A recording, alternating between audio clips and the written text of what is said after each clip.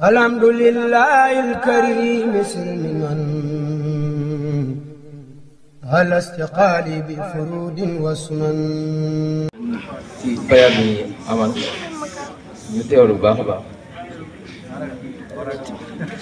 ñu jox suñu doom yi mu jàngal alquran karim. soxna si noo tudd? Ngoné naan Ngoné Sall, macha allah. kon ñu jox la nga jàngal alquran karim, bismillah.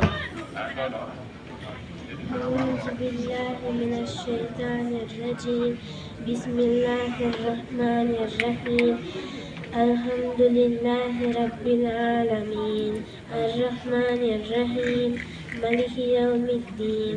إياك نعبد وإياك نستعين. اهدنا الصراط المستقيم صراط الذين أنعمت عليهم غير المغضوب عليهم ولا الضالين. بسم الله الرحمن الرحيم. والتين والزيتون والطور سينين وهذا البلد الأمين.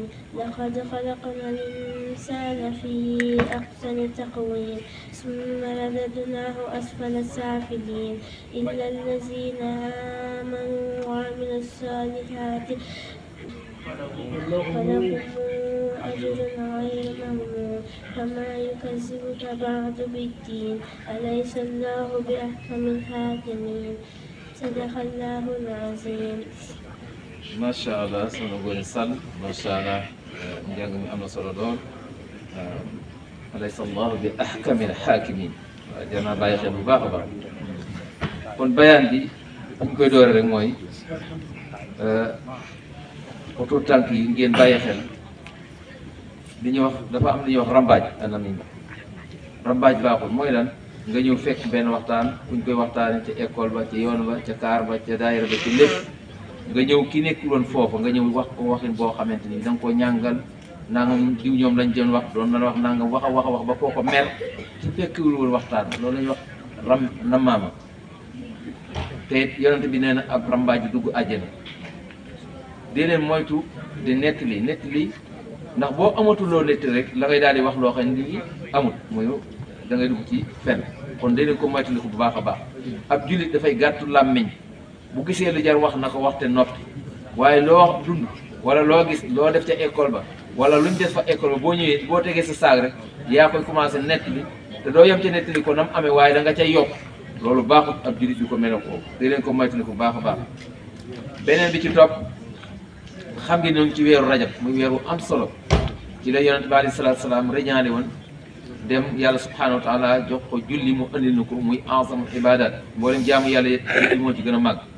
waaye borom xam-xam yëpp maase nañ ci ku ko man te loo ci man ci woor nga woor ci weeru rajab dafa am solo lool. waaye liñ ci bëgg a dolli rek foofu mooy ñi nga xam ne amee woon nañ ay bor bu yàlla dogalee ñu am yéene woor ci rajab bi nañu jiital fay seen bor yooyu te yéene waale ca woor ci rajab. tey ku mu soob ku amee woon bor ci weer wi jàll muy koor gi jàll mën ngaa woor ci rajab te bi ngay woor di fay nga yéene waale ci woor gi nga xam ne bii aman nga yéene woor ko ci rajab. ñu bare bari ci ñu asalaf saalih wala ñeneen addis yi nga xam ne saxal jële ci sayyidat Aïcha ñaari weer yi ñu ci bari ci lañ daan fay seen koor muy weeru rajab ak weeru baraxlu. kon lu am solo la boo ci amul benn bis nga woor boo amul woon benn bis ci kooru daaw nga woor ko loo ci man benn bis tiyaaba ji yaatu na lool. ñaari bis ba ci ñetti bis ni ko xaddis yonent bi sallallahu alayhi wasallam saxale. waaye koo xamante ne amee nga bor ci koor jàll gee jàll nga fay ko te yéene waale ci woor ci way rajab da nga am ñaari tuyaaba yëpp. yal na yàlla defal kattan nu man koo jaamu te luñ ko jaamu yàlla noonu ko sëñ Bay tafaddal maskura tarjama bi dafa taari. Assalamualaikum.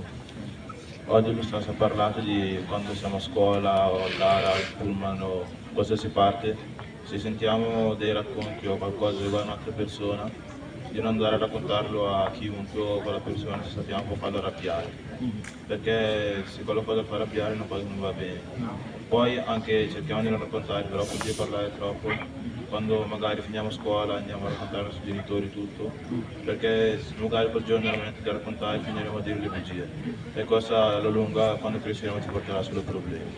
Quindi cerchiamo di parlare il meno possibile, quando parliamo di dire cose utili. wasalaamaaleykum. bon ñi nga xëy bi jëlaguñu bind ñu toog ba jël bind. alhamdulillahi alkarim silmiman ala istiqaali bi furudin wa sunan